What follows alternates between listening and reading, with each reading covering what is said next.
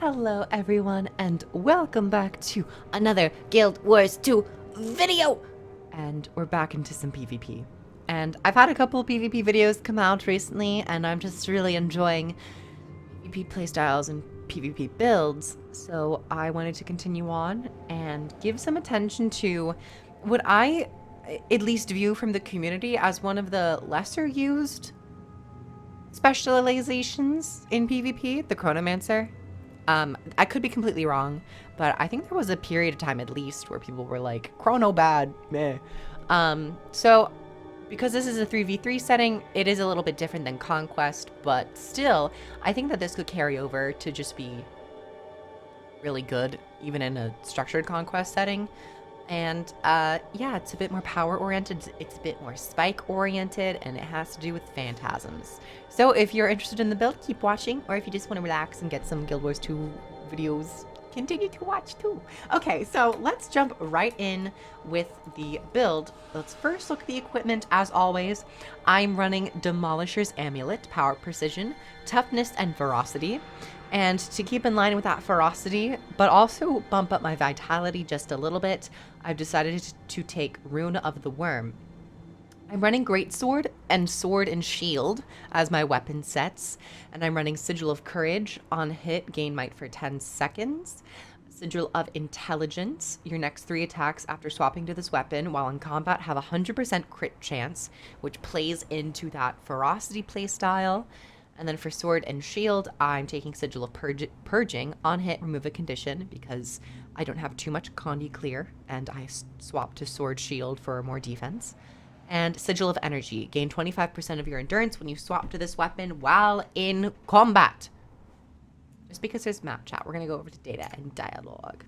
Okay, so that was my weapons. It's power oriented, it's crit oriented, and it is ranged mostly.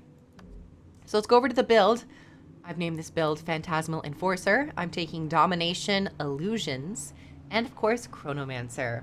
Domination, I've decided to take Bountiful Blades, which improves your greatsword skills. Your Mirror Blade bounces additional times, and Phantasmal Berserker summons an additional Berserker and deals less damage. It's mostly for the second portion of this trait, which is the Phantasmal Berserker, because it does play into a Chronomancer trait, which we will get to in a minute. And then for my Master tier, I decided to take Shattered Concentration. Shatter skills, remove a boon on hit. This is just really nice for fighting other players who have boons. Though honestly, you could take anything in this line. You could take Egotism, or you could take Furious Interruption if you can get off a lot of interrupts, and also to grant yourself more quickness. In my Grandmaster tier, I've decided to take Vicious Expression. You and your illusions deal increased damage to foes without boons. Now, you're not going to get this a whole lot in PvP because enemies you face will most likely have boons. However, disabling a foe removes boons from them. So this is mostly additional boon destruction. You could maybe fight an enemy with no boons if you manage to be in that scenario, so it'll help you. But if not, I would recommend a Power Block in PvP settings. A Power Block is just really, really strong. Mental Anguish is, I guess, okay, but it's either between Power Block or Vicious Expression. Next into my Illusions trait line, I've decided to take Persistence of Memory. When a phantasm becomes a clone, it transfers its boons to you. Now, because of all my traits and my abilities that I'm using and how many phantasms I have up at once, you have a greater chance of catching boons and allies applying boons to those phantasms. So you'll be getting some extra boons every once in a while. If not Persistence of Memory, I would recommend Shatterstorm. Master tier, I'm taking Phantasmal Haste. Phantasms spawn with quickness. Gain quickness when you create a phantasm. So there's a lot of extra quickness on your phantasms to perform their actions faster, but you're also getting a little bit of quickness whenever you summon them yourselves. Escape Artist, you're not really going to be using. I think this is such like a simple singular trait, but I kind of really enjoy it just for that sake. It's it's arguably not as powerful as the others, but if you want more, I don't know. That's for another video. I already have a build using that. And next, I'm taking Phantasmal Force. Phantasms deal increased damage for each stack of might you have. You gain might when your phantasms become clones.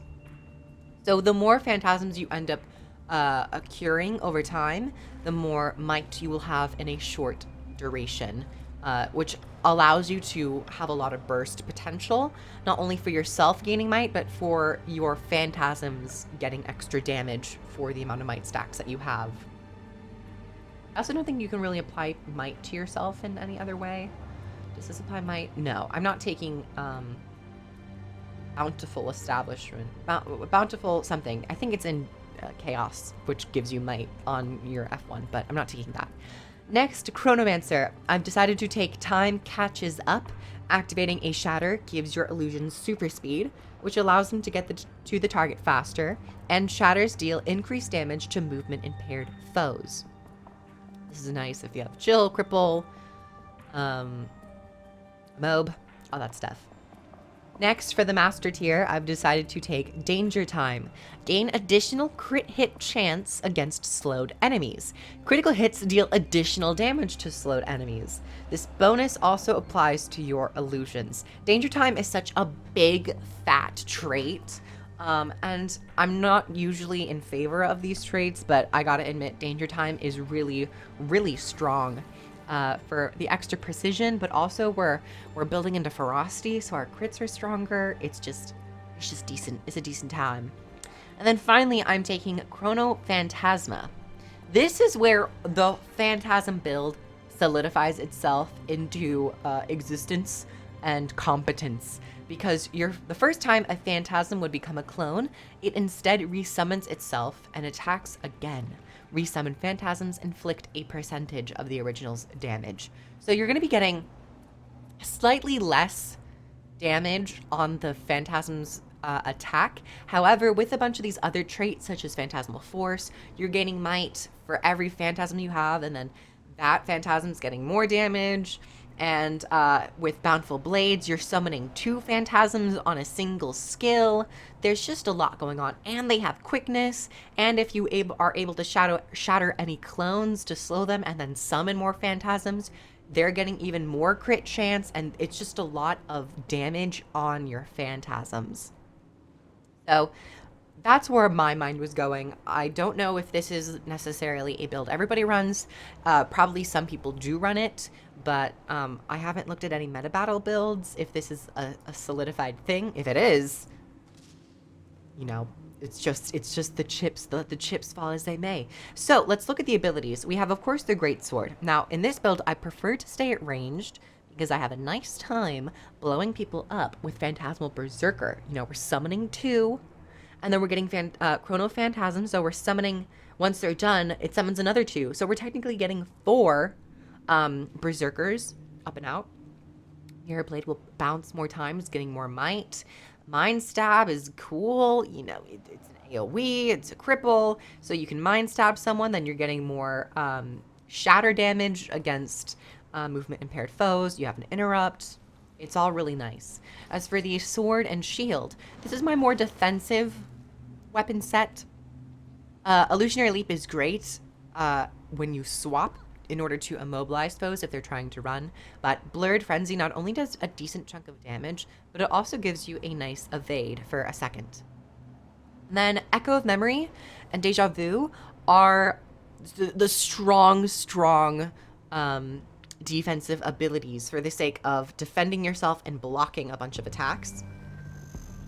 I use this a lot. It will also summon multiple Phantasms to apply protection to yourself and allies if they're close by. And then Tides of Time is a nice interrupt, and it gives some alacrity and I think quickness. Yeah, alacrity and quickness. You'll be sharing a little bit more boons to yourself and others. And I really enjoy the shield. It's a fun time. Now for my utilities. I'm taking Signet of the Ether because I am a Phantasm oriented. When you use it, you can cool down your Phantasms by 50%. So if this gets to about like halfway, you can use it and pop it in order to resummon it.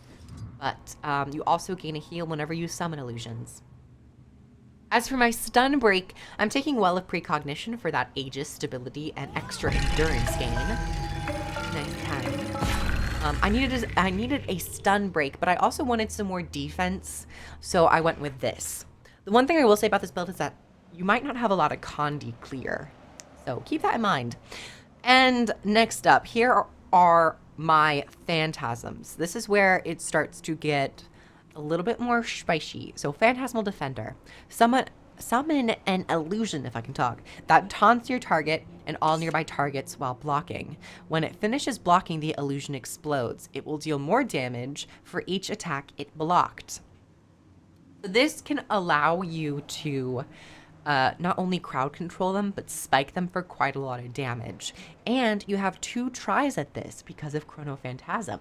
So you could taunt chain them into attacking the Phantasm and blowing up for quite a bit of damage. This is on a 50-second cooldown, so it's a little chonky, but if it gets to like 25 and you want to pop the Signet of the Ether, you'll just get it back so much faster. And then next up we have Phantasmal Disenchanter. Summon an illusion that removes boons from targets it hits. This attack deals increased damage against foes without boons. So this kind of plays into the extra boon rip that we're playing with Shattered Concentration. And if it successfully removes any boons from an enemy and it resummons itself, it can gain extra, or you could actually gain extra use out of Vicious Expression to jump on the opportunity of them not having any boons. Because I don't think this actually applies to illusions. If it did, Vicious Expression and Phantasmal Disenchanter would be best friends. Just the best of friends. And then finally, for my elites, I've decided to go with a crowd control. So Gravity Well. Gravity Well is a staple for Chronomancer. It was one of the very first abilities shown during the unveiling of Heart of Thorns, and I think it's still pretty solid.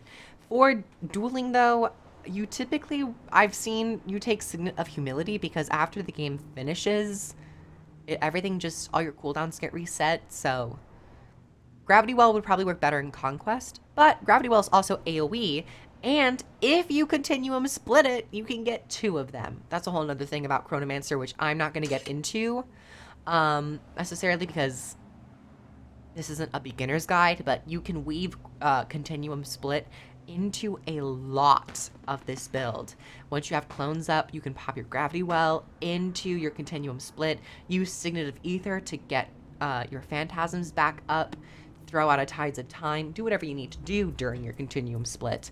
But it's very skill oriented, and I'm not a master of continuum split in a PvP setting right now, but I feel like I have been getting a little bit better. So everyone, that is the build. Let's hop over to some gameplay. Whoa, whoa, whoa, whoa. Welcome to this gameplay section. So first things first, as the Mesmer and as this build, I like to stay back and kind of assess the situation first. Additionally, I like to keep in mind that I don't have a lot of Condi clear, so I really have to utilize my blocks and evades well, especially against condition players. So here we kind of were focusing this Weaver first, which ends up changing in the later matches, but I got interrupted here. I went Well of Precognition to break it because I didn't know what this Revenant was going to do in terms of conditions and stuff, so I was playing very safe. Here I pop my ultimate to try to separate them and also maybe catch somebody. I think I might have caught the Revenant, but here just throwing out my Phantasmal Berserkers and trying to keep up as much pressure as I can. Of course, using your shatters. Your F3 and F1 shatters are your top priority shatters. As long as continuum shift, continuum split, if you can, if you have enough clones up. I end up going down here, but thankfully I had really good teamwork from my teammates who managed to get me up, and someone went down as well. So as soon as someone goes down, that's when you can Well of Precognition to gain some Aegis and stability for stability for like a quick second. But it's really nice to secure stomps. And then we're just kind of cleaning up and then we're moving to the next couple fights. I chose this video in particular because it was not an easy win.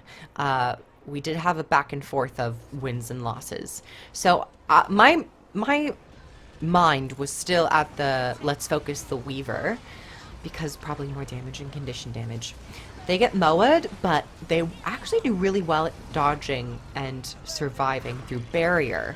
So I knew at that point that it was going to be maybe a little bit more tricky to focus down the Weaver. And then additionally, I was focused by all three of the enemies, and as soon as I got those conditions on me, I kind of panicked. I try using my shield to get some more evades, some interrupts on times of time, and of course, Echo of Deja Vu? Deja Vu? I forgot the shield, the first skill of the fourth ability, but using my Deja Vu to get a second block, so on and so forth. I do get up here, so I was like, oh, I can get down this, get on this Weaver, but my abilities were kind of off cooldown. So I start summoning my Phantasms. The Weaver gets really low, but they start evading. I interrupt people back because I knew I was burning. Needed some time to pop my heal, but there was a test of faith and some extra AoE abilities that were... actually, no, the test of faith was from an ally, but was a bit more pressure on there, and I ended up going down. So that fight ended up not going so well. We ended up going down. But then here, I tried to, well, precog my allies, in fact, to help let them survive. I end up getting this Revenant down, but they get the stomp on my friend before, and he gets up. If I would have got that stomp, it would have been good. So I just try to keep on this Revenant because he is focused. This Mirage was a pain in my side because of the immense condition damage. So I end up going down there. Yada, yada, yada. Rada, rada, rada. And then here, we've kind of changed and focused the Revenant first, because the Revenant, the Renegade, in fact, was actually popping a lot of interrupts with the Kala summons and a decent chunk of damage. So we're like, okay, shifting gears from the Weaver to the Revenant. It was really wonderful to have a Mesmer run Signet of Humility to Moa, the Revenant, and allow for the rest of us to kind of focus him down with my Phantasms and, of course, the other damaging abilities from my teammates. And then we kind of swapped to the Weaver because I never really saw the Mirage as much of a threat. I only saw the Mirage to be kind of scary when she was directly focusing me, but she very rarely did. She only focused me like once or twice. So she wasn't that much of a top priority for me, but I was always aware of her.